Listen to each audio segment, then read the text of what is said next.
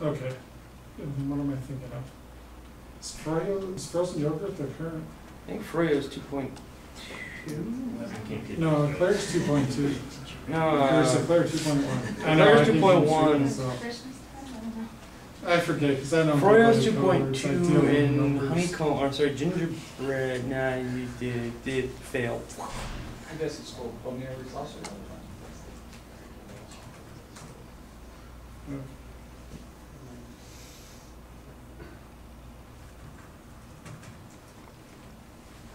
Yeah, it's gonna be interesting as they go on, finding more obscure dessert names.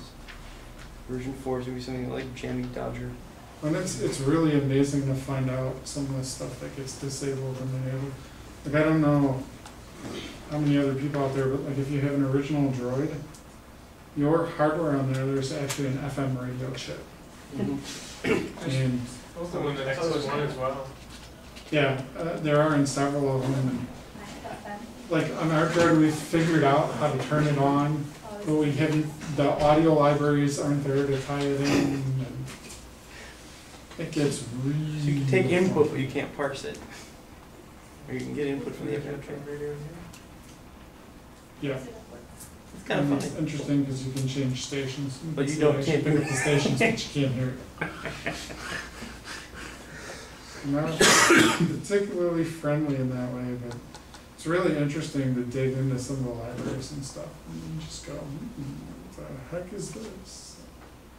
And there have been all sorts of little golden nuggets here and there, and then I found out like I've taken a look at it like since 3.2 and stuff, but even like with the zoom and stuff, there's different boot animations and stuff you'll find in there. And like my boot animation is different. You can customize all that. And apparently they took it out in 3.2, but I had it in 3.1 where even when you turn it off, it looks like when you turned off an old television set. And it goes, Cool. and everything blinks to the middle. Yeah.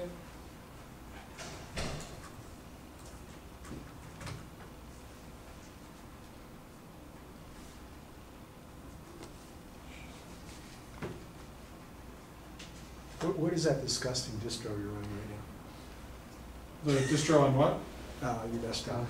That is the Windows, worst GNOME theme Oh, I've that ever explains seen. it. So why are you in Windows right now? I'm just curious. Because I'm just going in here. Because I, He's using the work laptop. Who's using the work laptop? part of it is the work laptop, and part of it is, I'm going to actually pull apart one of the framework reses, and then you guys take a look inside of it, and it'll make a lot more sense. And it's easier to see it visually in Windows than So is everything I do in Linux is at the command line. I don't spend as much time playing around with the X and X tools because I have 4 kids and several hundred systems I'm responsible for. If you ever wanted to have real fun for about 6 months there while we were doing performance testing, I had in a 256 core, 1.5 TB of memory server. Man, did I want to run Bitcoin on that thing? I was gonna say that would make a great folding at home client. I'm like, oh man, come on, let's run Bitcoin for like a week. I mean, I was running power management on that thing, and that thing was running at idle. It was running around 23,000 watts. They're like, well, we turned that on and the lights in Verona dim. One server. What kind of power cables do you run that thing? Just Big like a ones. one Very, very big. foot thick thick ones. cable that's running straight. Yeah, Of course, those it old does. boa constrictors that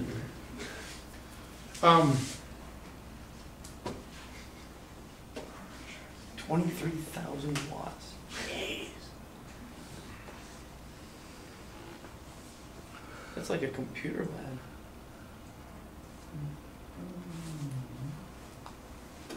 Just a lot of computers in it. Yeah, like 100 seat computer lab. Well, no, not even. Well, once in a while you need 23 air conditioners in a home, and then Hey Chuck, what's your cell phone number? Hmm. What's your cell phone number?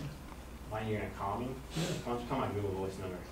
608 448 6205.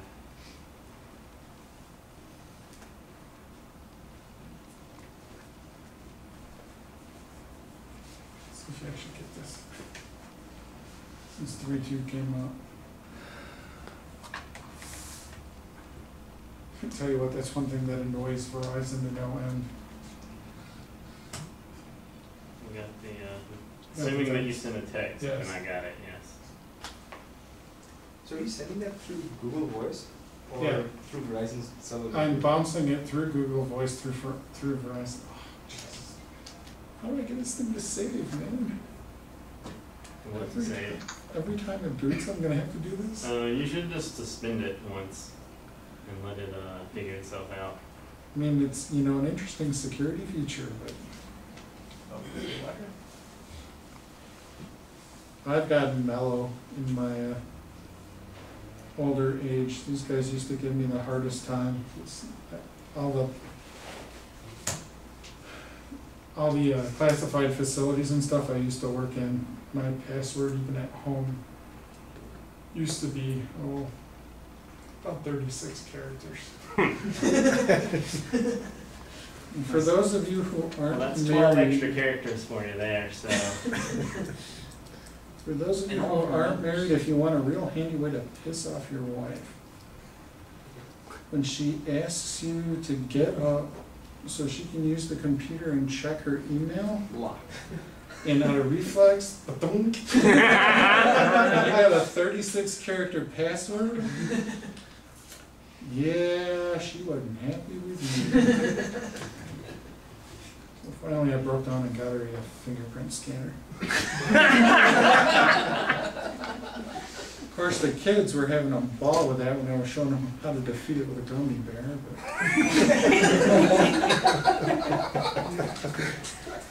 But give you another fun story. How many think working in IT isn't dangerous? Anybody think it's dangerous?